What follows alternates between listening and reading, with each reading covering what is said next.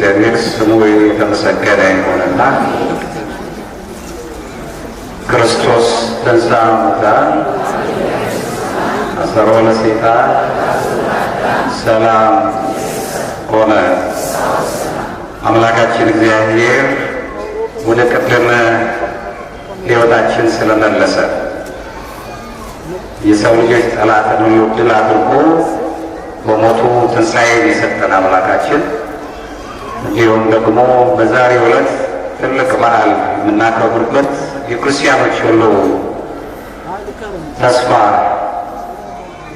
የልደት መጀመሪያ መንገድ የሆነች ቅድስት ድንግል ማርያምን የልደቷን በዓል በምናከብርበት ቀን ስለሰበሰበን እግዚአብሔር አምላካችን ስሙ የተመሰገነ ይሁን። ክቡር አባታችን በጣም በሚደንቅ ሁኔታ ከሌሎቹ ጀምሮ የዚህ የእናንተው ቤተክርስቲያኑ ዋንገ የመንጋው ጠባቂ መልአከ ስብሐት ቆሞስ አባ ገብረ ሥላሴ በርካታ አብያተ ክርስቲያናትን መርተዋል፣ አስተዳድረዋል። ዛሬ ሌሊቱም ሙሉ በማይሌት በኋላም ደግሞ ብፁዓን አባቶቻችንን በማምጣት እናንተ እንድትባረኩ ሌሊቱ ጀምሮ ተገኝተው እኛንም ሲያስተናግዱን እናንተንም ሲያስተናግዱን የቀሩትና በጣም የተደነቅኩበት ነገር ለስብከተ ወንጌል ያላቸው አመለካከት እጅግ ረቂቅ እና ረጅም ዘመንን ይስጥልን፣ ሀሳባቸውን እንዲፈጽምላቸው የአቡን አምላክ እንለምናለን። በእውነቱ ቃል እግዚአብሔርን መስማት ቀላል አይደለም። እኔው ራሴ መስማት አለብኝ ነው የሚሉት እንጂ የቤተክርስቲያን መምህር ናቸው። በዚሁ ላይ ደግሞ በጣም በጥምረት የሚሰሩት ሊቀ ጉባኤ አምባዬ ጋር በመሆን ለስብከተ ወንጌሉ እጅግ ረቂቅ የሆነ ትኩረት ስላላቸው ሁላችሁም ቃለ እግዚአብሔር እንድትማሩ እንደዚሁ ትጋት አላቸውና እግዚአብሔር የእመቤታችን ረድኤት በረከት ከሁላችን ጋር ሆኖ እነሱንም ጥበቡን ኃይሉን ይግለጽላቸው። እንደ እግዚአብሔር ፈቃድ እንግዲህ ባለን በተወሰነ መልኩ በዓሉን የሚታወቅ በዓል ነው። ይህ በዓል እንዲህ ነው እያልኩ እንድደጋግምና ስብከታዊ የሆነ ይዘቶችን እንዳለ ለመንገር አይደለም ዛሬ የሚገኘው። ባለችን ደቂቃ ውስጥ ልደታ ለማርያም የሰው ልጅ ሕይወት ህዳሴን ወይም በክርስትናው ሕይወት ውስጥ ያለውን ተስፋ ማየትን ይሆናል።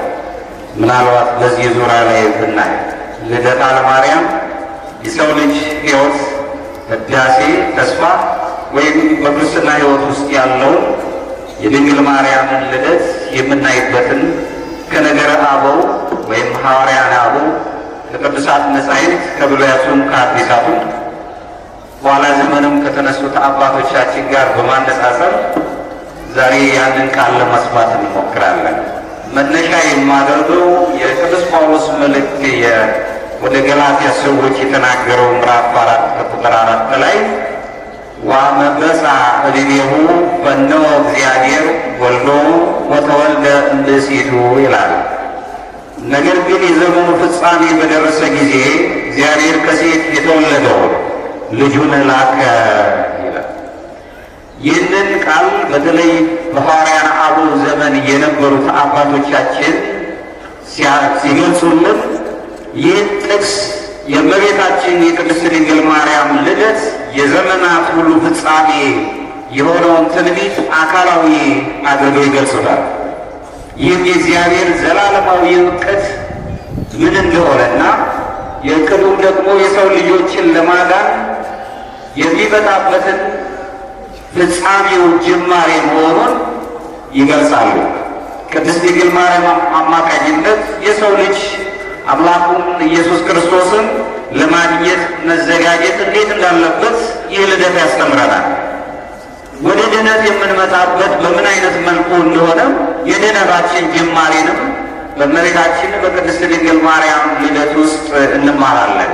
በተለይም ለክርስቲያኖች ብዙ ነገሮችን ያለፍንባቸው የስቃይ ዘመናችንን ሁሉ አልቀው ድነት የሚባለው ዘላለማዊ ሕይወት የምናገኝበት ወደ ሱታፌ አምላክ የምንቀርብበትን ነገር የምንማርበት መሆኑ ታሪካዊው የልደት ታሪክ የእመቤታችን ልደት ታሪክ ያስተምረናል። ስለዚህ ዛሬ በትህትና የረቀቀና በመለኮታዊ ዓላማ ወይም ርዕይ በምስል ውስጥ ደግሞ የሚታየውን ልዩ የሆነውን የልደት ምስጢር ነው የምንማረው። የእመቤታችን የቅድስት ድንግል ማርያም ልደት ስናከብር የምናየው የእኛኑ የራሳችንን የድህነት ልደታችንን ነው። ይህም ደግሞ በዓል እንዲሁ የልደትን በዓል ወይም የእመቤታችን ልደትን በዓል ማሰብ ብቻ ሳይሆን ዓለማት ሁሉ ፍጥረታት ሁሉ እግዚአብሔር ሊታረቃቸው እንዴት እንደመጣ የሚታረቃቸውን ዘመናትን የእርቁ ጅማሬን የምናውቅበት የእግዚአብሔር ዘላለማዊ የድህነት እቅድን የምንረዳበት ልዩ የመገለጥን ጊዜ ወይም ኤጲፋኒ ተብሎ ከሚታወቁት አንዱ እግዚአብሔር የተገለጠበትን ጊዜ የምናይበት ይሆናል። እንደ መግቢያ የምናያቸው እነዚህ ናቸው። በቅድስት ድንግል ማርያም ያደረው ተሰውሮ የታየ ረቂቅ ሆኖ የተገለጸው ልደት ውስጥ እግዚአብሔር በሰው ልጆች ታሪክ ውስጥ እንዴት ረቂቅ በሆነ መልኩ ሊመጣ እንደሚችል የሚያሳይ ሕይወትን እንማራለን። በኃይልና በታላቅ ስልጣን ልዩ የሆነ ክንዋኔ ያለበት እንዲሁም ደግሞ ዝግጅት ባለበት ሂደት ውስጥ የመጀመሪያው የሆነው በሰው ልጆች ባህሪ ውስጥ ቀደም ብሎ ከክርስቶስ ልደት በፊት የሰው ልጅ በስቃይ ውስጥ ይኖር ነበር። ያ የስቃይ ሕይወቱ የሚለወጥበትን ታሪክ እንማራለን። ለዚህም ነው ከሐዋርያት አበው መካከል ከነበረው የደማስቆ ዮሐንስ የተባለው ታላቅ አባት ሲናገር ዛሬ ድህነታችን መጀመሪያውና የዘላለም ምስጢር መገለጥ ነው ይላል። ቅድስት ድንግል ማርያም መወለዷ ለእኛ የድህነታችን መገለጥ ጅማሬው መሆኑን ያበስረናል። በዓለ ልደታ ለማርያም ስለ እመቤታችን ብቻ የሚነገርም አይደለም። ይልቁንም የሰው ልጅ የሕይወት የፍጥረታት ሁሉ ነገሮች የሕይወት የፍጥረታት ህዳሴዎች የሚገለጹበትን እግዚአብሔር ወደ ሕዝቡ በምሕረት እንዴት መቅረብ እንደቻለ የምንረዳበት ሁልጊዜ ልደትን ስናስብ የቅድስት ድንግል ማርያም ልደት ስናስብ ልዩ የሆነው ምስጢር የምንረዳበት ነው። በዓለ ልደታ ለማርያም ትርጉሙ ይህ ከሆነ በመጀመሪያ ሰዓት ላይ የሰው ልጅ ህዳሴ የሕይወት ህዳሴውን ጅማሬውን እንረዳለን። በምን አይነት መልኩ ካለን አባቶቻችን ከሚያስቀምጡት አንዱ በአዳምና በቀዳሚው አዳምና በቀዳማዊ ሔዋን ምክንያት የሰው ልጅ ሕይወቱ ተጎሳቁሎ ነበረ። በዚያም ምክንያት ደግሞ የሚያገኘውን የነበረውን ሰውኛውን ወይም እግዚአብሔርን የሚመስልበትንና አርአያውን የሚመስልበት ነገር ደብዝዞ ነበር። ባይጠፋም እንኳን ደብዝዞ ነበር። ስለዚህ አዲሲቷና ዳግማዊቷ ሔዋን ለዚህ ትውልድ ያስፈልጋል። እንግዲህ የሚያስፈልግ ሆኖ እናያለን። የሰው ባህሪ ለቅድስና የተፈጠረ መሆኑን መገለጫው የቅድስት ድንግል ማርያም ልደት ነው። ሁላችን የተፈጠርነው እንድንጠፋ አይደለም፣ ሕይወት እንዲኖረን ነው። ሁለተኛው የፍጥረታት መታደስ ነው። አዳምም ሔዋንም በመከራ ወይም ደግሞ በጥፋት ከወደቁ በኋላ ፍጥረታት ራሳቸው ተጎሳቁሏል። የሰው ልጆች ባህሪ ብቻ አይደለም፣ ፍጥረታት ራሳቸው ተጎሳቁለዋል። ስለዚህ የእመቤታችን ልደት ፍጥረትን ሁሉ ደስ የሚያሰኘው ምክንያቱም ፍጥረት በራሱ ክብርን የሚፈልግ በእመቤታችን በቅድስት ድንግል ማርያም ልደት አማካኝነት ከውድቀት የተነሳበት ጥፋቱን ሁሉ አልፎ ሕይወት የሚያገኝበት መሆኑ ስለምናውቅ ራሱ አምላካችን ኢየሱስ ክርስቶስ የሚወለድበትን ልዩ ምድር ሰናይት ወይም ደግሞ ታቦት የተባለችዋን ምድር ማዘጋጀት ነበረበት ለእኛ ልደት። ስለዚህ የቅድስት ድንግል ማርያም ልደት ለእኛ የድህነታችን ወይም ደግሞ ሱታፊ አምላክ ለማግኘት የመቃረቢያ የመለወጣችን ጅማሬው ነው ማለት እንችላለን። ሶስተኛው እግዚአብሔር ወደ ሕዝቡ እንዴት እንደቀረበ እንማርበታለን። እግዚአብሔር ወደ ሕዝቡ ወደ ጠፋው ሕዝብ ወደሚፈልገው ሕዝብ እንዴት እንደቀረበ ታላላቅ የሆኑ ምስጢራትን ገልጾ በተለይም ደግሞ ምስጢረ ሥጋዌውን ሰው የመሆን ምስጢሩን በረቀቀ አይነት መልኩ ሰው በማይረዳውና በማይችለው አይነት መልኩ ገልጾ ያሳየበት ስለሆነ እግዚአብሔር በታላቅ ምስጢር ለሰዎች ለእኛ አቀርቦ እንማርበታለን። የእመቤታችን የቅድስት ድንግል ማርያም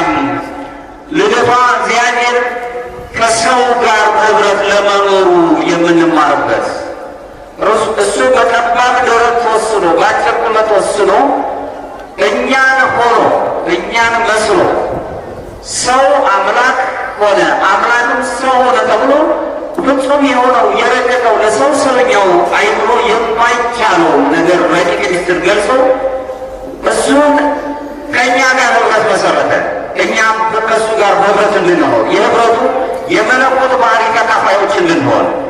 ስለዚህ ቅድስት ድንግል ማርያም ልደት ስንመለከት ፍጥመታት ሥላሴን የሰው ልጆች ደግሞ የህይወት ለውጥ ያገኙበት እግዚአብሔር ደግሞ ለፍጥረታቱ ለእኛ በእኛ ከእኛ ጋር በህብረት እንዴት መኖር እንደቻለ የምንማርበት ታሪክ ነው። በአጠቃላይ የእመቤታችን የቅድስት ድንግል ማርያም ልደት ለዓለም ሁሉ የደስታ ምንጭ ነው። አይደለም ለክርስቲያኖች መድኃኒት ለሚያስፈልገው ዓለም ሁሉ የደስታ ምንጭ ደስታችን መድኃኒት ኢየሱስ ክርስቶስ ነው።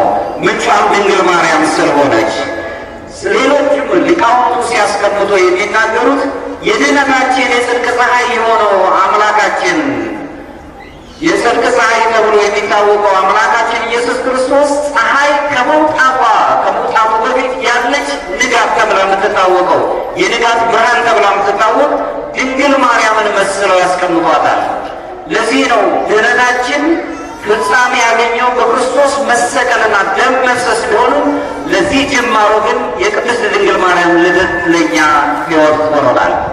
ይህንን እንደ መግቢያ ካየን ሁላችንም መረዳት ያለብን ታሪካዊ ይዘቱን ብቻ ወይም ልደትን ማክበር ብቻ ሲሆን ዛሬ ቅድስት ድንግል ማርያም በልደቷ ውስጥ የእኛን መለወጥ ሱታፌ አምላክ የማግኘት ጸጋውን መረዳት አለብን።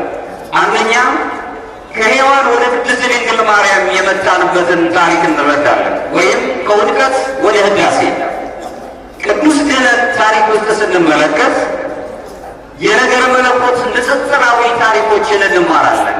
ቀዳማዊቷን ሔዋንንና ዳግማዊቷ ሔዋን አማናዊት ቅድስት ድንግል ማርያምን ንጽጽራዊ በሆነ የነገረ መለኮት ትምህርት ውስጥ እንረዳለን። ሔዋን በንጽህና ተፈጥራለች። ነገር ግን ከእግዚአብሔር ጋር በአንድነት ለመኖር ግን አልናፈቀችም። ከእግዚአብሔር ጋር የሚፈልጉትን ነገር አግኝተው ሊኖሩ ግን ትእዛዝ ተሰጥቷቸው በትእዛዝ ተጠብቀው ሊኖሩ ይህንን መብላት የሌለባቸውን እንዳይበሉ በታዘዘው መሰረት ያንን ትእዛዝ ጠብቃ መኖርን አልፈለገችም፣ አልፈቀደችም። ዳግማዊቷ ሔዋን ግን ፊቷን ወደ ምሕረት የሚሰጠው አምላክ አዞረች። ሕይወትን የምናገኝበትን አገኘን። ስለዚህ በድንግል ማርያም አማካኝነት ልዩ የሆነው የንጽጽራዊ ነገረ መለኮት ትምህርት ውስጥ ንጹሕ የሆነውን ማለት ነው በአንድነት ሔዋን ባትታዘዝም የታዘዘችው ይኩነኒ በከመ ትቤልን እንደ ቃል ይደረግልኝ እሽታ ያለበት በመታዘዝ ርቆን የነበረው የእግዚአብሔር ጸጋ ስጦታ እግዚአብሔር ይጎኘን የነበረው የሰው ልጆች በእግዚአብሔር ክብ ውስጥ የነበሩትን ያጣንበትን በኋላ ጊዜ እሺ ብላ ተቀብላ በሕይወቷ የተቀበለችውን በመታዘዝ ምክንያት ቅድስት ድንግል ማርያም ፊቷን ወደ አምላኳ በማዞሯ በዚህ ምክንያት ኃጢአትና ሞት ቦታ አልነበራቸው። ሰዎችን በሔዋን ምክንያት ኃጢአት ሞት ከቧቸው ቢኖሩም በድንግል ማርያም ምክንያት ግን የሰው ልጆች ታሪክ ሁሉ ተቀይሯል።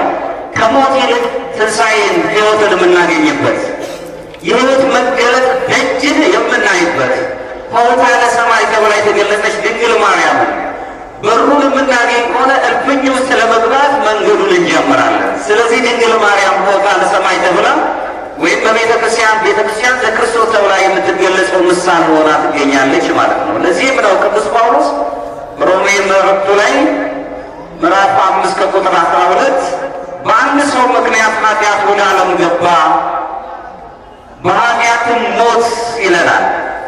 በአንድ ሰው ምክንያት እግዚአብሔርን መለካት በማይቻልበት ረቂቅ በሆነው መመጠን የማይቻለው በምሕረቱ ወደኛ መጥቶ የሰው ልጅ የጥፋት መገለጫ የሆነውን ሞት የጠፋው በቀዳማዊቷ ሔዋን ሳይሆን በዳግማዊቷ ሔዋን በሁለተኛ ሔዋን ቅድስት ድንግል ማርያም አማካኝነት መሆኑን እንረዳለን። ከመጀመሪያው አንስቶ የሰው ልጅ ሕይወት የመመላለሻው መንገድ የተዘጋጀበት ልዩ የሆነ እግዚአብሔር የሚያፈቅረው ስለሆነ ልዩ ግንኙነት አለን ከአምላካችን ጋር። የዘመኑ ግን ፍጻሜ ሲደርስ አምላካችን ከልጅ ልጅ ተወልጄ አድንሃለሁ የሚለው ያ የዘመን ፍጻሜ ሲደርስ የዘመን ፍጻሜ የሆነው ጅማሬ የቅድስት ድንግል ማርያም ልደት ለእኛ አንድ የሕይወት ብስራትና ህዳሴያችን ሆኖ ተገኘ። ከዚህ ተነስተን እንግዲህ በመታዘዟ፣ በትህትኗ፣ በእምነቷ የሰው ልጆች የውድቀት አሳዛኝ ታሪክ ሙሉ በሙሉ ተቀይሯል ማለት እንችላለን። ምክንያቱም እሱ አምላካችን እኛን ሆነ ጸጋንና እውነትን ተሞልቶ በእኛም ላይ ያደረ። ዮሐንስ ወንጌል ምዕራፍ 1 ቁጥር 14 ላይ የሚያስረዳን ይሄ ነው። የሊዮን ቅዱስ ኤሬኔስ የተባለው የቤተ ክርስቲያን አባት ሲናገር ይላል፣ በሔዋን አለመታዘዝ የታሰረው የሰው ልጆች የኃጢአት እስራት በማርያም መታዘዝ ተፈታ ይለናል። በድንግል ማርያም ምክንያት የነበርንበት የኃጢአት መታሰር ነፃ የምንሆንበትን የኃጢአት ማስሪያን የምናገኝበትና ከሞት ጥላ ውስጥ ሊያወጣን የሚችለው መድኃኒት ክርስቶስ ከእሷ በመወለዱና እሷን ስላገኘናት በእሷም አማካኝነት እሷ ድልድይ ስለሆነችን የእኛ ኃጢአት በሔዋን ምክንያት ቢመጣም እንኳን እስራታችን ቢመጣ በድንግል ማርያም ግን አማካኝነት ከእስራታችን ቅዱስ አምላካችንን ኢየሱስ ክርስቶስ ነፃ ያደረገን ይለናል። ይህ የሊሆው ሊቅ ታላቅ ቅዱስ ኤሬኔስ ሔዋን የእባቡን ድምፅ ሰምታ ከእግዚአብሔር ጋር ካላት ኅብረት ይልቅ የራሷን ፈቃድ መረጠች። ድንግል ማርያም ግን የመልአኩን ድምፅ ሰምታ መለኮታዊ ፈቃድን እሺ ብላ ይሁንታን ሰጥታ ይሁንልኝ ይደረግልኝ ስላለች ግን ለእሷም ልደት የምናከብረው የእኛ የልደቷ ተካፋዮች የሆን ሁላችንም ታሪካችን ተቀይሮ የሕይወት ሰዎች እንድንሆን ምክንያት ሆነ። ሔዋን የተከለከለውን ለመውሰድ እጇን ዘረጋች። ቅድስት ድንግል ማርያም ግን መለኮትን ለመቀበል ራሷን አዘጋጀች። ይህ ትልቅ ምስጢር ነው። ሔዋን ለሚሞቱት ሁሉ እናት ሆነች። ድንግል ማርያም ግን ለሁሉም ለሰው ልጆች ሁሉ በሕይወት ለሚገለጹ ሁሉ ለክርስቶስ ለአምላካችን ሕይወት ተብሎ ለተገለጸው ሕይወትና መንገድ ለሆነው ለክርስቶስ እናት ሆነች። ስለዚህ ይህ የእኛ ሕይወት ታሪክ የሚገለጽበት ነው። በሁለተኛው ላይ የምንረዳውን ነገር ይህንን ነው። ይህ ንጽጽራዊ የሆነው የነገረ መለኮት ጥናት ወይም ትምህርት ሁለት ታሪካዊ የሆኑ ሰዎችን እያየ ወይም ቀዳማዊቷን ሔዋንንና ዳግማዊቷን ሔዋንን እያነጻጸረ ማስረዳት ብቻ አይደለም ያለው። ሁለት መንፈሳዊ አቅጣጫዎችን ለምእመናኑ ለክርስቲያኑ ያስረዳናል። ምክንያቱም ልደታ የቅድስት ድንግል ማርያም ልደት ለክርስቲያኑ ያለውን ሕይወት ማስረዳት ስለሆነ ተግባራችን የመጀመሪያው ሔዋን ታሪክ ውስጥ የምናየው ትዕቢትን ነው፣ ትዕዝርትን ነው፣ አለመታዘዝን ነው። በዚህ መሰረት ሔዋን የሞት ምሳሌ ወይም ደግሞ ሞትን የምታመጣ ምሳሌ ሆና ታይታለች።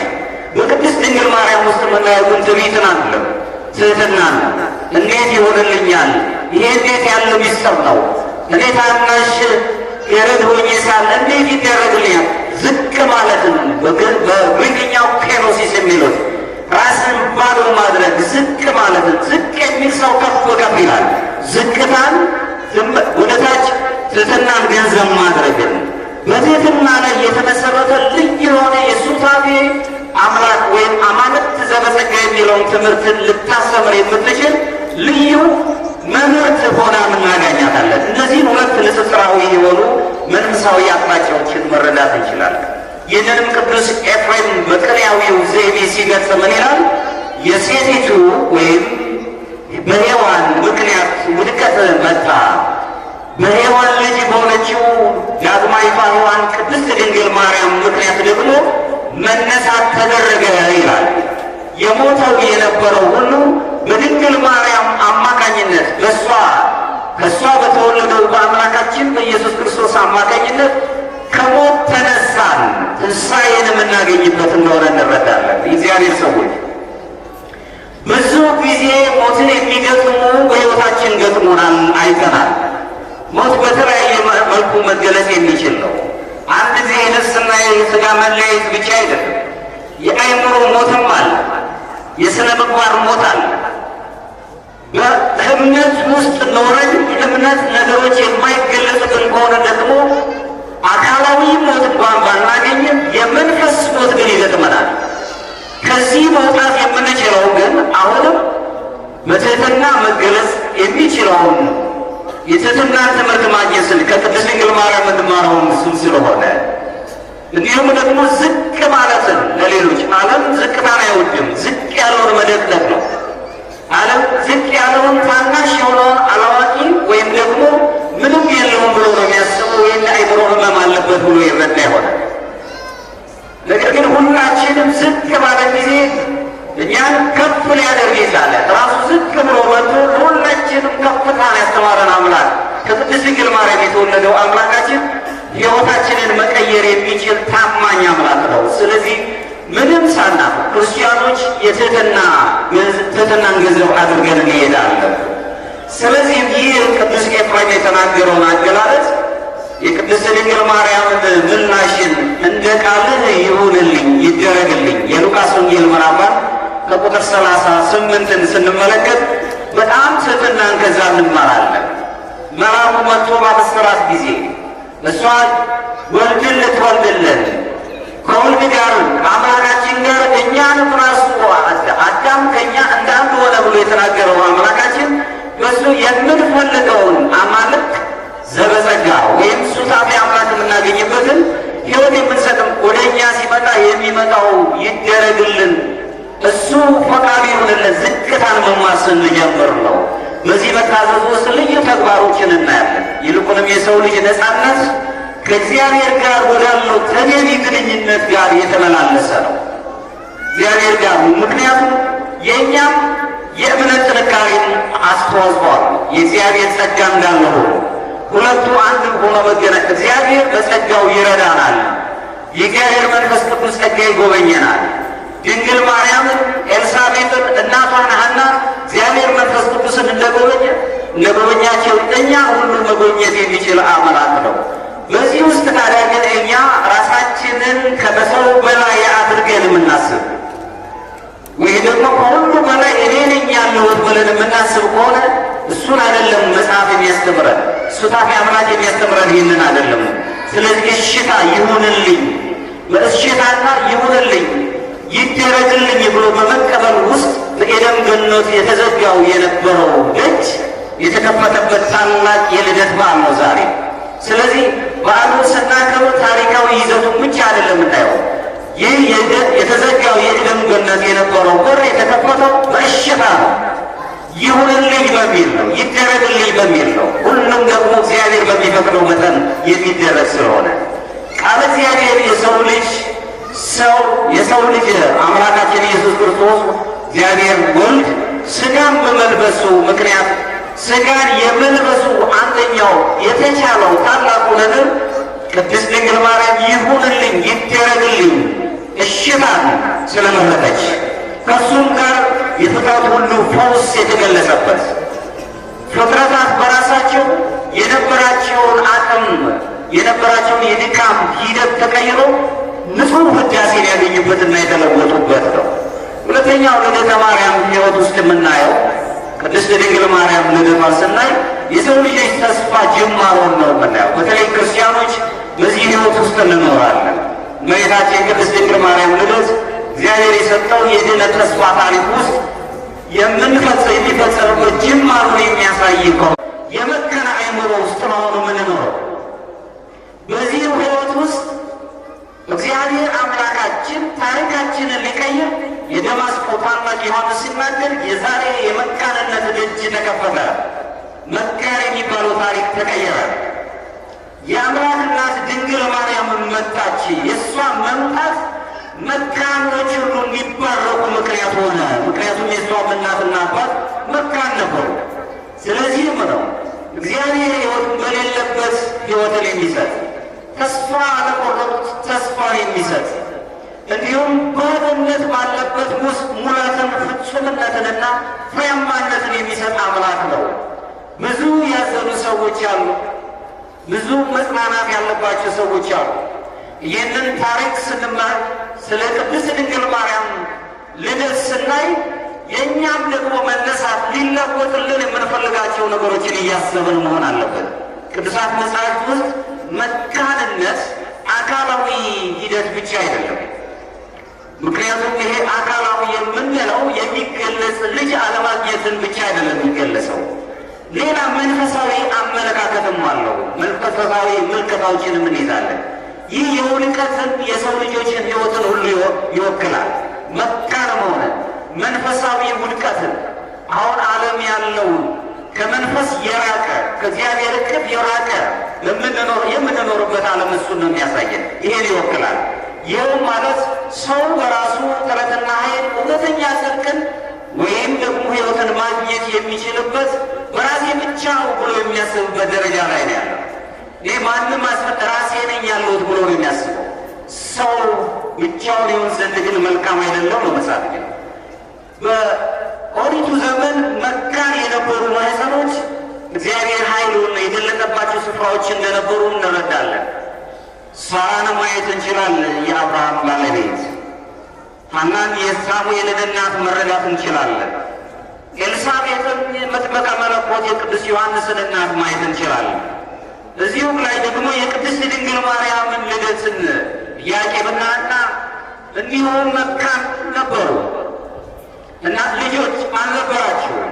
ነገር ግን በእምነታቸው የጸኑ በእምነታቸው ምሳሌ የሚሆኑ በጸሎት የጸኑ ትሑት የሆኑ እግዚአብሔር አንድ ቀን ልጅ እንደሚሰጣቸው የሚያስቡ ዘመን ካለፈ በኋላ እንኳን ሆኖ እንዴት ይሆናል ዘመናችን አልፏል፣ በሰውኛው ቋንቋ አሁን ልጅ መውለድ የምንችልበት ሰዓት አይደለም። እግዚአብሔር ግን ሁሉን ማድረግ የሚችል ስለሆነ የመካንነት ታሪካቸው ተለውጠው የሕይወት ታሪክ የሕይወት ታሪክን የሚገልጽ አምላካችን ኢየሱስ ክርስቶስን የምትወልደውን ልዩ ነው። እነሱ የሚያስቡት ልጅ ነው።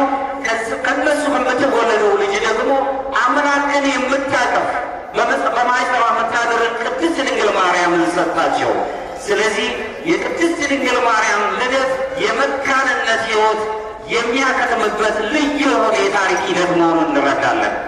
አሁን አካላዊ ብቻ አይደለም ብዬ ተናግሬያለሁ። ብዙ የሆኑ የመንፈሳዊ ጥሰቶች በዓለም ላይ አሉ። ሰው በሰው ላይ ሰውነቱን አያከብርም። እንዲያውም በዘመኑ በኦሪት ዘመን የነበሩ ሰዎች ልጅ የሌላቸው ሰዎች ባላቸው ቋንቋ የባህል ቋንቋ መሰረት ያሸማቀቋቸው፣ ቃላቱን መጥራት ይከብዳል። በማህበረሰቡ ዘንድ የተገለሉ ነው የነበሩት። እግዚአብሔር ከማህበረሰቡ ወጥቶ ያሉት ብቸኞች የሆኑት ሰዎች መጎብኘት የሚችል የሚያጽናና ነው። ዓለም በራሱ አሁን የምንኖርበት ዓለም መንፈሳዊ ጠላት ሲኖረን ያገለናል። በመንፈሳዊ ሕይወት ውስጥ መኖር ስንጀምርና በተለይም ደግሞ የመጀመሪያው መንፈሳዊ ማዕረግ ንጻ ሥጋ ላይ ስንደርስ ራስን መግዛት ራስን መቆጣጠር የሚል ነገሩ ስንጀምር ጓደኞቻችን ሳይቀሩ መሳቂያዎች ነው የሚያደርጉን። ለምን? ይሄ አይደለም ዓለም የሚስማማው። እንደፈለገን መሆን ነው የሚስማማው። ራሳችንን መግዛት ስንችል፣ ምክንያቱም የሰው ልጅ የማወቅ ነፃነት ወይም አይምሮ ግዛን የሚባል ነገር የተገጠመለት ልዩ ፍጡር ነው። ሚስጥራዊ የሆነ የፍጥረት ክንዋኔ የተከናወነለት ፍጡር ነው። የማወቅ ነፃነት አለን። በአይምሮ ዳኝነት ውስጥ የምንኖር ሰዎች ነን። በዚህ ውስጥ ስንኖር እግዚአብሔር አምላካችን ደግሞ የእኛን ጥረት አይቶ እሱ ጸጋውን፣ ረድኤቱን፣ በረከቱን በእኛ ሳይ። ስለዚህ ከዚህ ነገር ጋር ልጆች በራሳቸው የሚያስ ሲኖርጂ ይሉታል ማለት የእኛ መንፈሳዊ ጥንካሬና የአምላካችን የእግዚአብሔር ጸጋ፣ ረድኤት፣ በረከት የሚገናኝበት ግንኙነት ወጥተን ወርደን ባርክልን ስንለው የሚባርከው ይህ የመከነውን ዓለም ፍሬ የሚያፈራበት መልካምነት የሚኖርበት በስነ ምግባር የሚገለጽበት በተለይ ሰው በሰውነቱ ገዝቶ የሚታይበት ባለው በሚናገረውና በሚኖርበት የአኗኗር ዘይቤው ብቻ ሳይሆን የሚለካው በሰውነቱ የሚታይበት አምላካችን ሰው ሆነ ነው ያለ። ሰው ሆነ እኛን ሆነ ነው ያለ። የመላእክትን ባህሪ አይደለም የነሳው፣ የሰውን ራሱንም ዝቅ አደረገ፣ ባዶ አድርጎ እኛን ሆነ ነው ያለው። ስለዚህ ሰውነት ታላቅነት ነው። ታላቅ የሆነ ሕይወት እናያለን። ቅድስት ድንግል ማርያም የድነት መድነት የድል ልደቷንም ስንመለከት ድነት ሙሉ በሙሉ በመለኮታዊ ጸጋ ውስጥ የተከናወነ ልዩ የሆነ ሚስጥር መሆኑን ነው የምናየው።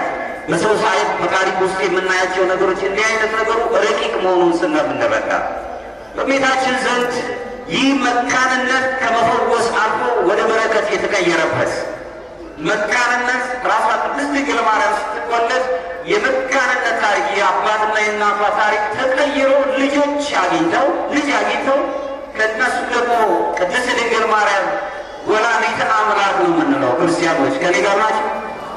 ወላዲተ አምላክ ነው የምንለው ልዩ የመጠረ አምላክን የወለደች የክርስትና በክርስትናው ዓለም ውስጥ ያለ ማንም ሰው የሚመሰክረው በተለይም ደግሞ አባቶቻችን በጉባኤያት ላይ ከወሰኑት አንዱ ቴዎቶኮስ ወይም የአምላክ እናት አምላክን በማኅፀኗ ያሳደረች ይዛ ታቅፋም አምላክን ያገኘች የአምላክ እናት ነው የምንለው በልዩ ሚስጥር ውስጥ የምንገልጻት።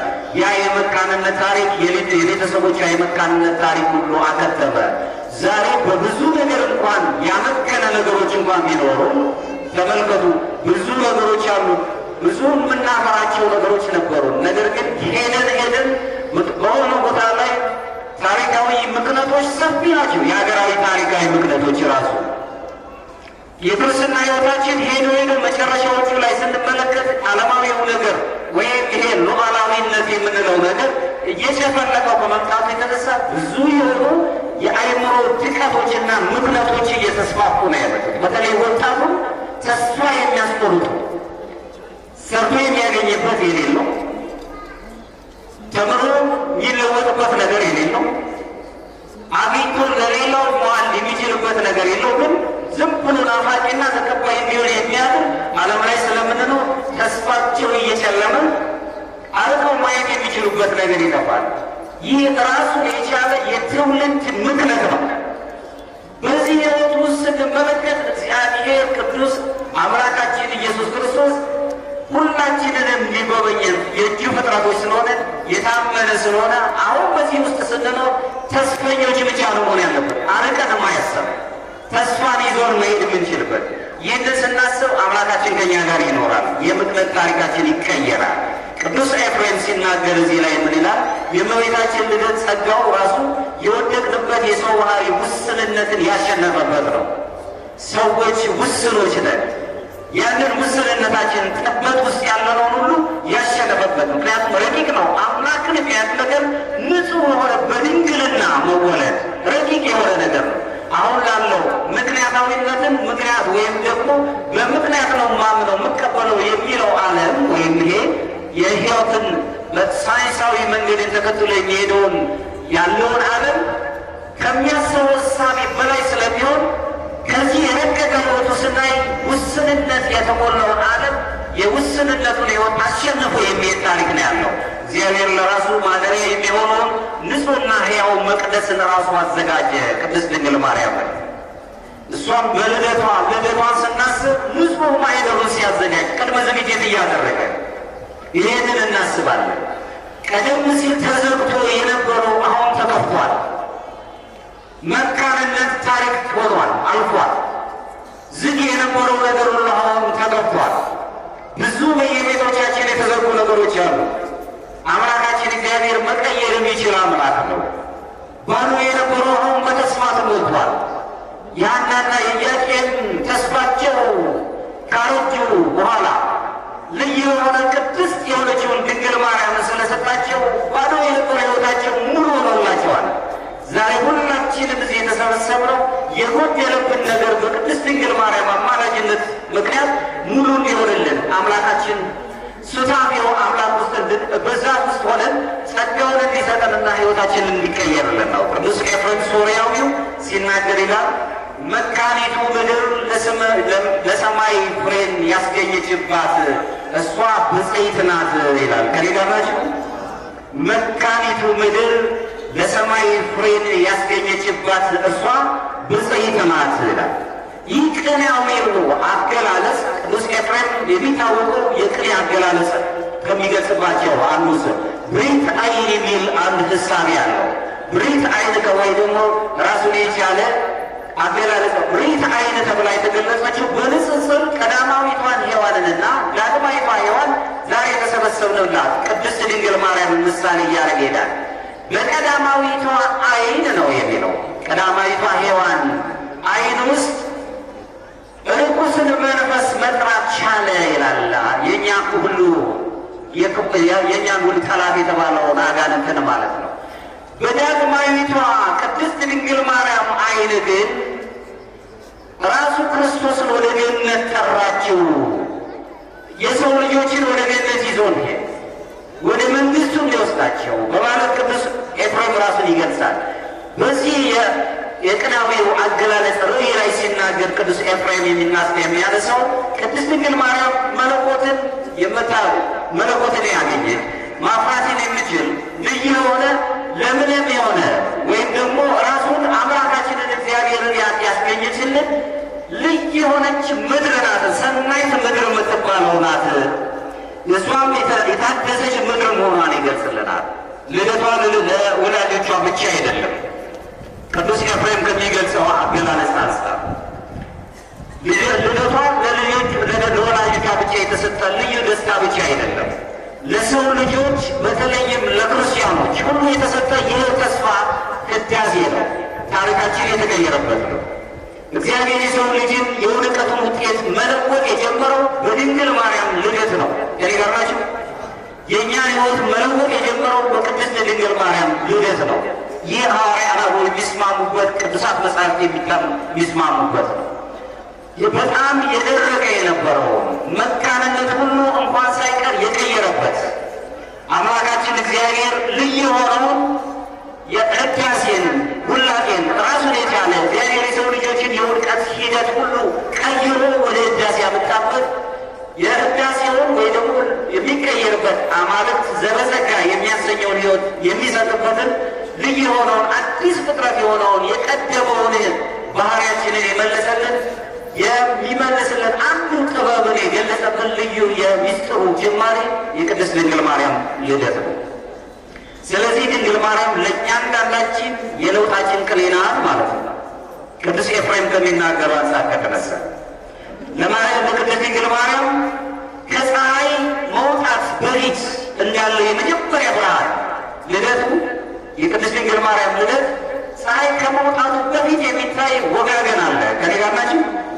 ያንን ምሳሌ አድርጎ ነው ቅዱስ ኤፍሬም ያስቀምጠው።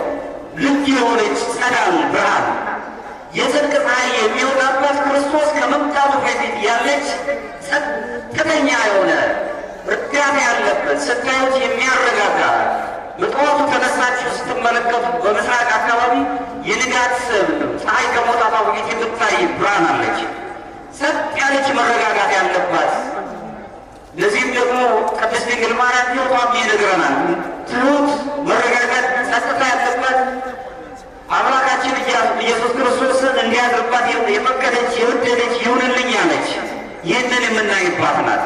ይህም የእግዚአብሔር ተስፋው የታመኑ መሆናቸውን የታመኑ ሰዎችንም የሚገለጹበት በጣም በደረቀ መካንነት ውስጥ እንኳን ብንኖር አምላካችን ኢየሱስ ክርስቶስ ሕይወትን ሊሰጠን ስለመጣ የሕይወቱን የሚሰጠውን የሕይወት ጅማሬውን በልደቱ በቅድስት ድንግል ማርያም ልደት ልዩ በሆነ ጸጋ የገለጸበትን ሕይወት እናያለን። ሦስተኛው የእመቤታችን ልደትን ከሱታፌ አምላክ ጋር ነው የምናያይዘው። እኛ አማልክት ዘበጸጋ የተባልንበት ከእግዚአብሔር ጋር ኅብረት የመሰረትንበት ከእግዚአብሔር ጋር በአንድነት የኖርንበት ቅዱስ ጴጥሮስ በመልእክቱ ላይ ሲናገር እናንተ የመለኮት ባህሪ ተካፋዮች ትሆናላችሁ ነው የሚለን። ሱታፌ አምላክ የምናገኝበት እመቤታችን ድርሻ ክርስቲያናዊ ነገረ መለኮት መካከል ከሆነው ከሱታፌ አምላክ ጋር ልዩ የሆነ የምስጢር ግንኙነትን እንማራለን። በጸጋ አማልክት ዘበጸጋ ወይም የምንባልበትን በተለይም ደግሞ የእስክንድርያው ታላቅ አባት ቅዱስ አትናቴዎስ ሲናገር ምን ይላል? እኛ አማልክት ዘበጸጋ እንባል ዘንድ እሱ ወልድ ቃል ኢየሱስ ክርስቶስ ከቅድስት ድንግል ማርያም የተወለደው ሰው ሆነ ይለናል። ይህ አነጋገር ቅድስት ድንግል ማርያም ለዚህ መለኮታዊው ጥሪ እኛን እንዲሆን ሥጋን እንዲለብስ ከእኛ ጋር ኅብረት እንዲመሰረት ልዩ ጥሪ የሆነ መንገድ ሆና እንደተገኘች ደጅ ሆና እንዳለች እንማራለን። የመጀመሪያው ፍጹም የሆነው አምላካችን እንዲያድርብና ከእኛ ጋር ህብረት እንዲኖረው ምክንያት የሆነችን ቅድስት ድንግል ማርያም ናት። ስለዚህ ልደቷ ለእኛ ልዩ የሆነ ራሱን የምናየው እውነት መሆኑን እንረዳለን። አምላካችን ቅድስት ድንግል ማርያም ቃል እግዚአብሔር ማደሪያ የሆነችው በእምነቷ በመታዘዟ ይሁንልኝ በልብ ንጹሕ ልብ ስላላት ልበ ንጹሐን እግዚአብሔርን ይሉታሉ። ይህን ልጅ ይሆንልኛል ብላቴናዋ ቅድስት ድንግል ማርያም ይህም በማድረጓ አምላክ ቃል ረቂቅ የሆነው ቃል ተወስኖ በጠባብ ምድር ባጭር ቁመት ተወስኖ በማኅፀኗ አድሮ እንደ ሰዎች ጠባይ ከኃጢአት በስተቀር ቀስ በቀስ እያደረገ እኛን መስሎ ወደ እሱ አቀረበን። ይሄንን የምናይበት ነው።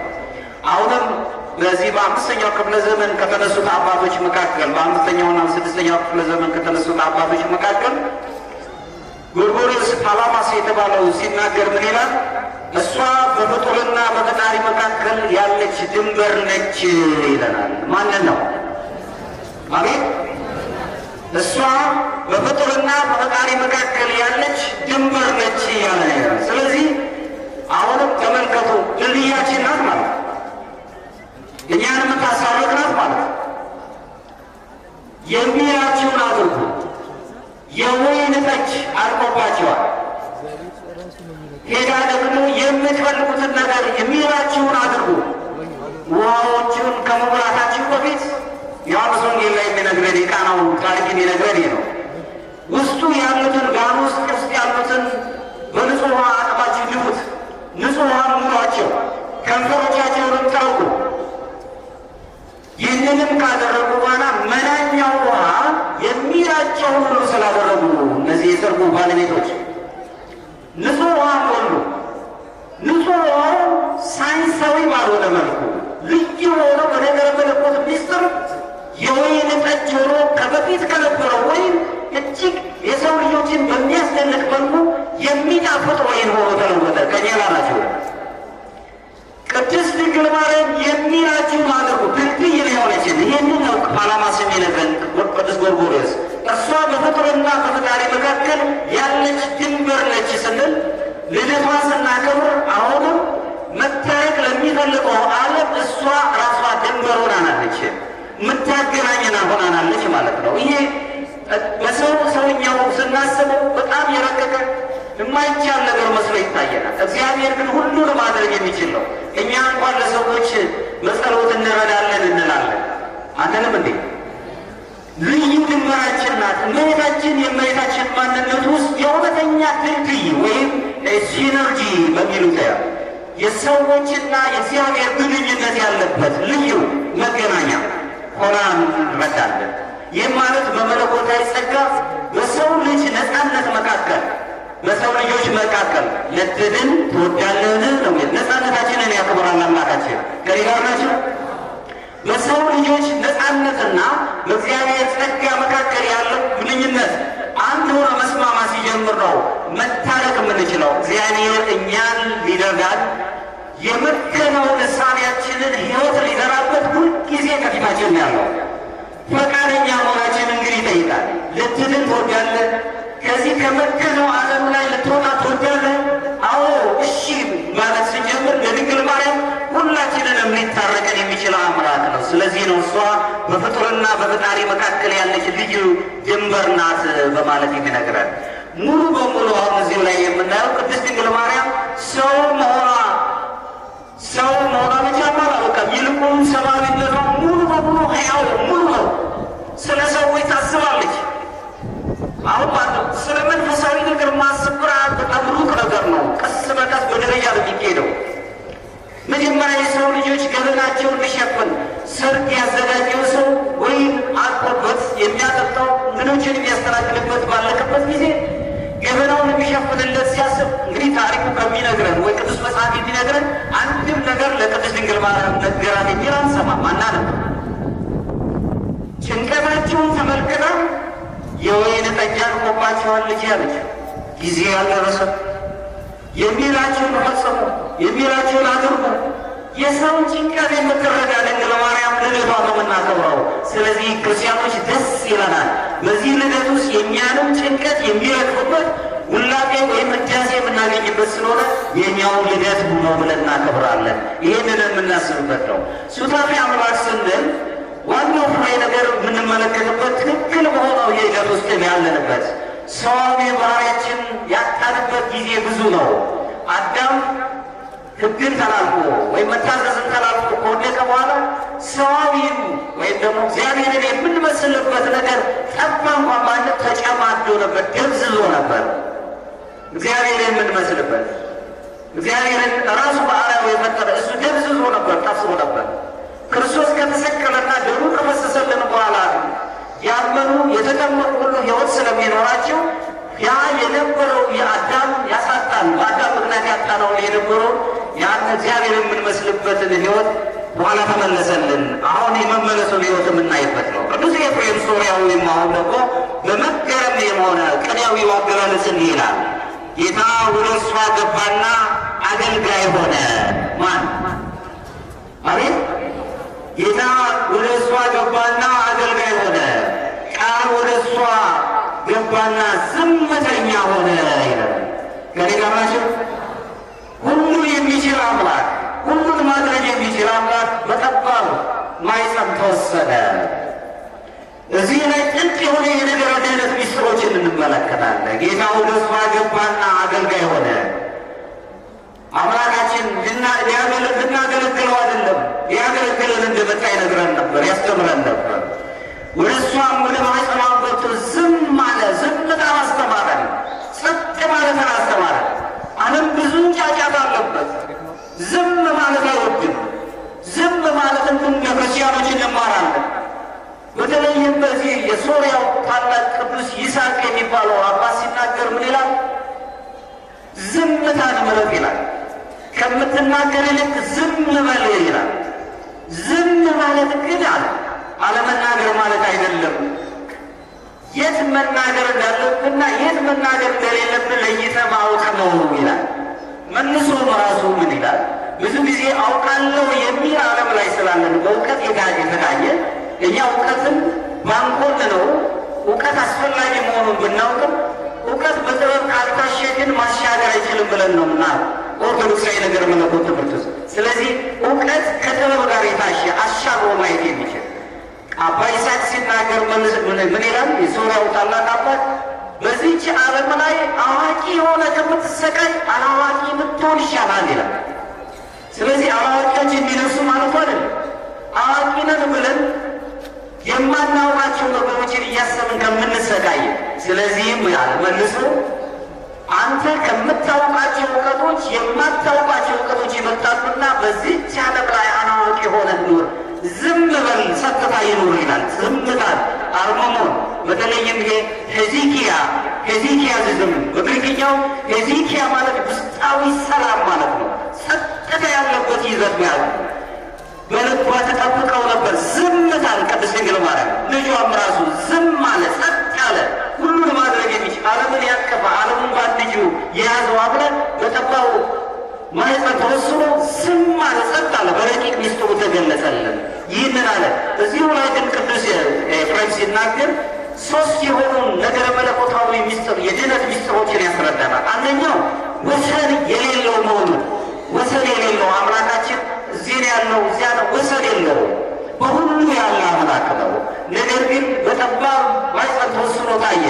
ስለዚህ ወሰን የሌለው ውሱን ያልሆነ አምላክ ለእኛ ሲል በሥጋ ተገልጦ አየ ነው። ታሪኩንም ተረከልን። እግዚአብሔር አምላካችን ኢየሱስ ክርስቶስ ራሱ እግዚአብሔር ገለጸልን። ሥጋው ለብሶ በኛ ሌላው ፈጣሪነት ነው። በፍጥረቱ ውስጥ አደረ። ፍጡር ሆና ሳለች በፍጥረቱ አደረ። አምላካችን ወደዚች ምድር ላይ ምትሆን እሱን ነገረ ድኅነት እንማራለን። ሁሉን ቻይ መሆን ረቂቅ ሆኖ ሳለ ግን ለእኛ በሚታየ ነገር ሆኖ መጣ። ትሑት ሆነ። ይህ ትዕቢተኛውን ዓለም ለማሸነፍ እሱ ዝቅ አለ። እኛን ከፍ ሊያደርገው እሱ ዝቅ አለ። አንተ እኔ ነው እኔን ምሰሩ እንዳለ ዝቅለት። እነዚህ ሶስት ነገረ መለኮት ትምህርቶች በዚህ ውስጥ እንማራለን። ቅድስት ድንግል ማርያም ይህንን ምስጢር የተገለጠባት ልዩ ስፍራ ናት። ስለዚህም ነው ክርስቲያኖች በተለይም ደግሞ ኮሜንታሩ ኢስተርን ኦርቶዶክስ ቢባል በቅድስት ድንግል ማርያም ላይ ልዩ የሆነ አገላለጽ ነገረ መለኮት አገላለጽ አለ። ቴዎቶኮስ የአምላክ እናት እማምላክ ብለን ስሟን እንጠራለን። በዚህ ውስጥ ሕይወት ውስጥ እንኖራለን። ስለዚህ እመቤታችን ዘንድ ድኅነትን ስጦታ ሆኖ ግቡን የምንመለከትበት ሱታፌ አምላክ ወደ ማግኘት ነው። እግዚአብሔርን ወደ መምሰል የምንቀርብበት ሕይወት ነው። አራተኛው እመቤታችን ለቤተ ክርስቲያንና ለዓለም ያላት ተስፋን የምንማርበት ነው። በልደቷ ውስጥ ለቤተ ክርስቲያናችን ቤተ ክርስቲያን ዘክርስቶስ ስለምትባለዋ እና ለዓለም ልዩ ተስፋን የምትሰጥናት ሰዓታችንም ስለሚሄድ የእመቤታችን የቅድስት ድንግል ማርያም ልደት ለቤተሰቦቿ ብቻ ወይም ለወገኖቿ ብቻ ለዘመዶቿ ብቻም አይደለም፣ ለሁሉ ለፍጥረታት በሙሉ ነው። ከወሰነው እንኳን ለክርስቲያኖቹ በጣም ልዩ የሆነ ስጦታ ነው ያለን። ስለዚህ ዓለም አቀፋዊ የሆነ የተስፋ ሂደቶችን የምንማርባታል። ለፍጥረታት ወልድ ክርስቶስ መጥቶ የጨለመውን ዓለም ብርሃን አድርጎ የሰጠው ብርሃን ያደረገበት ጨለማው ዓለም ያልገደበው ብርሃናዊ የሆነው አምላክ እኛን ብርሃን ያደረገበት ልዩ ተስፋ የሰጠበት ይህ ታሪክ ሂደት እንዲሁ የእድል ወይም ደግሞ የምንረዳበት እንደው ዝም ብሎ ክስተት ብቻም አይደለም። ተስፋ ለቆረጠው ዓለም ተስፋ የተተወበት የተሰጠበትን እንማራለን። በልደቱ አማካኝነት በቅድስት ድንግል ማርያም ልደት አማካኝነት ቤተ ክርስቲያን ዘክርስቶስ ሶስት የሆኑ መሰረታዊ እውነታዎችን ታውጃለች። ከኔ ጋር ናቸው። ሶስት አንደኛው እግዚአብሔር ፍጥረቱን እንዳልተወ እንማራለን። ፍጥረቱን እንዳልተወ ዓለም የተሰበረች ብትሆንም እንኳን የተመሰቃቀለ ዓለም ላይ ነው የምንኖረው። በጣም ከባድ ሆነ። አንዱ ሲመሰቃቀል መላውን ሁሉ አካል የሚያጎሳቁልበት ዓለም ላይ ነው። ዝምተኛ በምንመስልበት ጊዜ እንኳን እሱ ከእኛ ጋር ሆኖ ድምፁን ያሰማል። አምላካችን ዝም ስንል ስለኛ ይጮኻል፣ ስለኛ ይናገራል። ሁለተኛው የሰው ልጆች ድካም ሊለወጥ የሚችለው በምን እንደሆነ ድካማችን የተለወጠበትን ታሪክ እንማራለን። በመለኮታዊ ጸጋ ሲነካ የሰው ልጅ መካንነት ወደ ፍሬያማነት ይቀየራል። አሁን ትመለከቱት ሰው አይምሮዊ ነው፣ እውቀት ላይ ነው ያለ። ለዚህም ነው ሊቃውንት ሲናገሩ እውቀት ወይም ደግሞ እውቀት የሚባለው ዓለም ላይ ያለው እውቀት የምንለው አይምሮዊ ነው፣ አይምሮ ነው የሚመግበው ነው የሚሉት። ማስተዋል ወይም ጥበብ ግን ልባዊ ነው ወይም ልብን ይመግባል። ስለዚህ ማሻገር የሚችለው ልባዊ የሆነው ነው። ስለዚህ አይምሮዊነትን ብቻ የያዘ እውቀት ቢያስፈልግም አይምሮዊ ነገርን ብቻ የያዘውን ነገር ወደ አሻግሮ መሄድ ካልቻለ ትውልዱን መዳኘት አይችልም ማለት ነው። የሰው ልጅ ድካም ሊለወጥ የቻለው ታሪኩን የምንማርበት በቅድስት ድንግል ማርያም ልደት ነው። ሶስተኛው ድነት አስቀድሞ መሰረቱን የጣለው በድንግል ማርያም ልደት ውስጥ መሆኑን ትምህርት እንማራለን። በተሰወረ መንገድ ቢሆንም እንኳን እግዚአብሔር ከታሪክ ገጽታ በታች አያደርገንም፣ ተግባሩን ያከናውናል። ሰው የላቸውም አያሰኘንም። እንደ ሙት ልጆች የሚተውን አምላክ አይደለም ያለን፣ ሁላችንንም መጎብኘት የሚችል አምላክ ነው ያለን። ለሁሉም የታመነ አምላክ ነው፣ አድሎ የለበትም እግዚአብሔር ዘንድ። ስለዚህ ፍትሐዊ ነው አምላክ፣ ሁሉም ነገር ማድረግ የሚችል ነው። እኛ ራሳችን ፍትሐውያን እንድንሆን ከአድሎ ነፃ ነው። ፍትሕ ስንል እውነትን ከሐሰት ለይቶ ማሳየት ማለት ነው። ለዚህም ነው ኦሪቱ የሚነግረን ይትቤት ፍትሐ ነጋይ ወይትአመፅ በፍትሕ ይላል። ፍትሕን ራሱ ድሃውን አትበድል፣ ፍርድም አታጓድል እያለ መጽሐፍ ሁልጊዜ የሚነግረን። እነዚህ ሶስት ነገሮች ስናይ የቄርቄሱ ታላቅ አባት ቅዱስ እንድርያስ የተባለው ታላቅ አባት ሲናገር ዛሬ የሰው ልጆች የሰው ልጅ የድነቱን መጀመሪያ ተቀበለ ይላል። ነገርን ማርያምን በጻፉበት ድርሳኑ ላይ ዛሬ የሰው ልጆች የድነቱን መጀመሪያ ተቀበለ። ምክንያቱም የምንድነው በአምላካችን እንደሆነ ኦርቶዶክሳውያን እናምናለን። ግልጽ ነኝ። በአምላካችን በኢየሱስ ክርስቶስ ድነት እንደምናገኝ እናምናለን። የድነት ጅማሬው ግን የቅድስት ድንግል ማርያም ልደት ያበስረናል። እሱ ውስጥ እናያለን። ይህ ማለት የልደተ ማርያም የቅድስት ድንግል ማርያም ልደት በዓል ለብቻው የሚቆም ደስታ ብቻ አይደለም። እግዚአብሔር ለመላው ዓለም ያዘጋጀው ልዩ የሆነ የድነት እቅድ የመጀመሪያ የመገለጥ ሕይወትን የምናይበት ስለሆነ የድነታችን ጅማርን በድንግል ማርያም ልደት ውስጥ እናያለን። ይህንን ቃልን በአብዛኛው ልደታ ለማርያም አምስተኛው ነጥብ ላይ የክርስትናው ዋናው መሰረት ላይ እንዴት ነው የተገለጸው? ማዕከላዊ ስፍራውን ይዞ እናያለን። ይህ ማለት በዓሉን ስንመለከት ልደተ ማርያም የምንለው በዓል ስናከብር ማዕከላዊ ስፍራ የሰጠው ምንድን ነው ብለን ማለት ሰውነት ገዝፏል። ምክንያቱም ክርስትና እንዲሁ የሥነ ምግባር ትምህርት ብቻ አይደለም። የሕይወት ለውጥን የምናገኝበት ራሳችንን ወደ ሱታፌ አምላክ የምናቀርብበት ልዩ ትምህርት ስለሆነ የእመቤታችን ልደት የሰው ልጆች ድነት የተበሰረበትንና የድነት ጅማሮን የያዝንበት ከመሆኑ የተነሳ የእግዚአብሔር ቅድሚያ መነሳት ማግኘት ሰው ገና ሳይገነዘበው እግዚአብሔር ድነትን ለሰው ልጆች የሰጠበትን ረቂቅ የሆነው ምስጢር የምንረዳበት፣ ሌላው የሰው ልጆች ትብብር ከእግዚአብሔር ጸጋ ጋር የሚተባበሩበትን የምንማርበት፣ ጸጋ የእግዚአብሔር ጸጋ ባችን ላይ አድሯልና ጸጋ እግዚአብሔር የምናገኝበትን የምናይበት፣ የሰው ልጆች ሕይወት ጸጋ ከፍ የሚልበትን ሕይወት የምንማርበት ነው። ሌላው ልዩ የሆነው አሁንም የወደቅንበት ያ የውድቀት ታሪካችን ተቀይሮ የተለወጥንበት ሱታፌ አምላክ ያገኘንበትን ሕይወት የምንወስድበት ነው። ለዚህም ነው አሁንም በ6ኛው ክፍለ ዘመን የተነሳው ታላቅ የቤተክርስቲያን ጸሐፊና መምህር ሲናገር መክሲሞስ የተባለው አባት ሲናገር ምን ይላል? የሥጋዌው ምስጢር በእግዚአብሔርና በሰው መካከል ያለ አንድነት ነው ይላል። በድንግል ማርያም አድሮ ሁላችንም የድነቱን መንገድ ጀምሮልናል፣ ሕይወትን ሰጥቶናል። ያንን እናያለን። እዚሁ ላይ ደግሞ አሁንም ኤፍሬም ሶርያዊ ሲናገር ከማደሪያዎች ሁሉ በላይ ለሆነው አምላክ ማደሪያ የሆነች እርሷ ብፅዕት ናት ይላል። አሁንም አምላክ ቅዱስ መክሲሞስ ሲናገር ምስጢረ ሥጋዌው በእግዚአብሔርና በሰው መካከል ያለ አንድነት ነው ብሎ ያንን አንድነት የገለጸልን በቅድስት ድንግል ማርያም ማኅፀን አድሮ ነው። ኤፍሬም ሶርያዊም ሲናገር ቅዱስ ኤፍሬም ከማደሪያዎች ሁሉ በላይ ለሆነው አምላክ ማደሪያ የሆነችው እርሷ ብፅዕት ናት። ማናት? ቅድስት ድንግል ማርያም ብፅዕት ናት። ብፅዕት ይሉኛል። ይሄ ቅዱስ የሉቃስ ወንጌል ነው። ብፅዕት ይሉኛል። ቅድስት ድንግል ማርያም ከሁሉ ከማደሪያዎች ሁሉ ማደሪያ ሁሉ ልዩ የሆነችው ብፅዕት የተባለች ቅድስት ድንግል ማርያም ናት።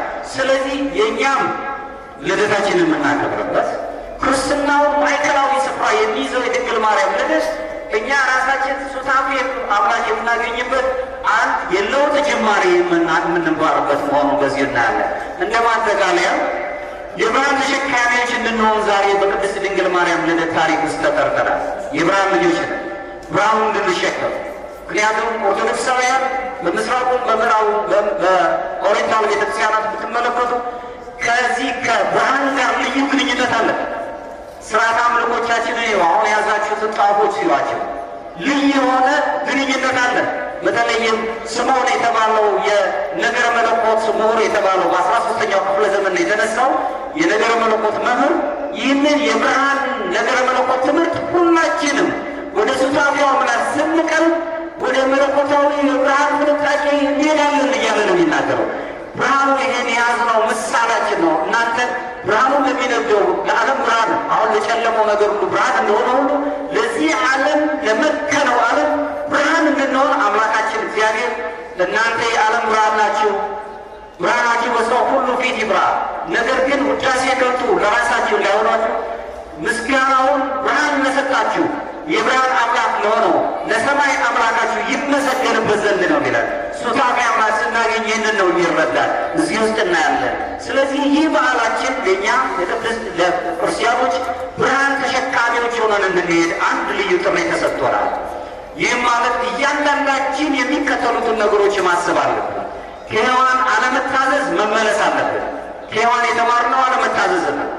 ከሔዋን አለመታዘዝ ተመለሰን ታዛዦች መሆን፣ ለአይምሯችን ራሱ ታዛዥ መሆን። አይምሮ አንዳንድ ጊዜ ይነግረናል፣ ይህ መልካም አይደለም ይለናል። ማህበረሰብ ያሳደገን ያስተማረን ማህበረሰብ ይህ መልካም አይደለም ብሎ ይነግረናል። ቤተ ክርስቲያን ዘክርስቶስ ሁልጊዜ መልካሙ ይህ ነው ብላ ትነግረናለች፣ ሕይወት ታሳየናለች። ይሄኛው መልካም አይደለም ብላ ታዘናለች። ካለመታዘዝ መታዘዝን ተምረን ከሔዋን ታሪክ የሔዋን ታሪክን የሚለወጠው በድንግል ማርያም መታዘዝ ምክንያት ስለሆነ ታዛዥ የሚሆነውን ሕይወት ያስንይዝ። ይህም ትዕቢትን ትተን በራስ ፈቃድ መሄድን ትተን ከእግዚአብሔር ጋር ሊለያየን የሚችሉትን ነገሮች ትተን ከእግዚአብሔር ጋር የምንኖርበትን ሱታፌ አምላክ የምናገኝበትን አንድ ገንዘብ ማድረግ። የቅድስት ድንግል ማርያም ትሕትና በውስጣችን በጣም ልንማር ይገባል።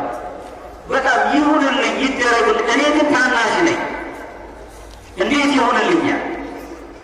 መታዘዝ ካዛ በኋላ ከዛ በፊት የነበረው መካኑ የነበረው እንግዲህ ዘካርያስ ሊቀ ካህናቱ እንዴት ይሆናል? ያብቻለሁ እንዴት ይሆናል ሲል እስኪሆን ድረስ ተአምር ካለ ድዳ ነው የሆነው፣ አንደበቱ ነው የተዘጋው።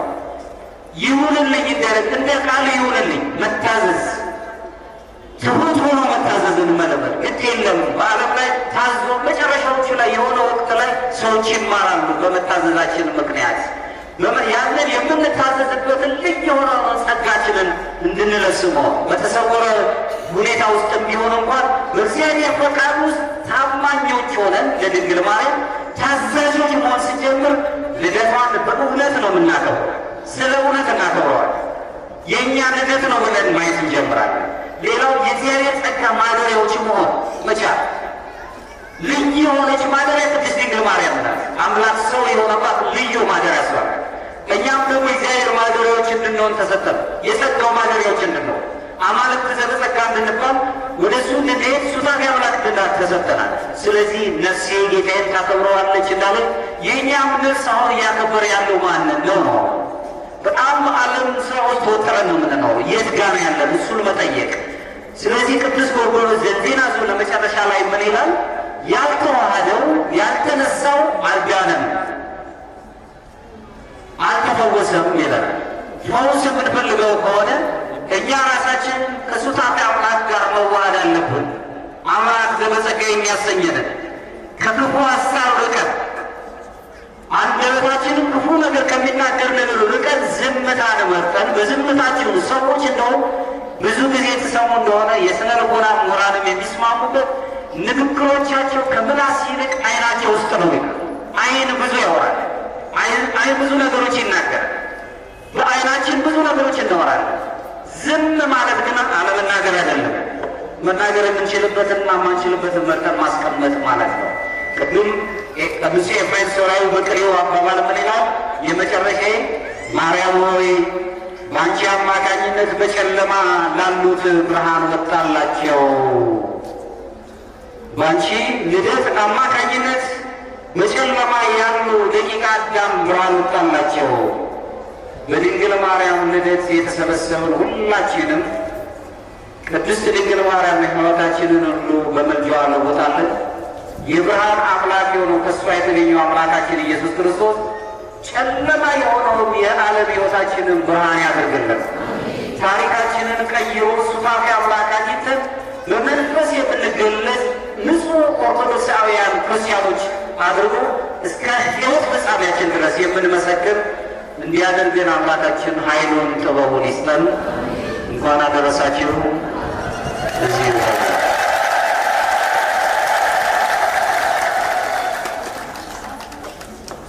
በደንብ አመስግኑ እግዚአብሔር።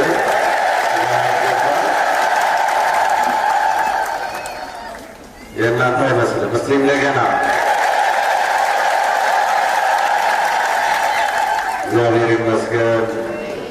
የእመቤታችን በዓለ ልደት ለሰው ልጆች ለፍጥረት ሁሉ ያለው ጥቅም በቤተ ክርስቲያናችን አስተምሮ እጅግ በሚወደድ ቃል ደስ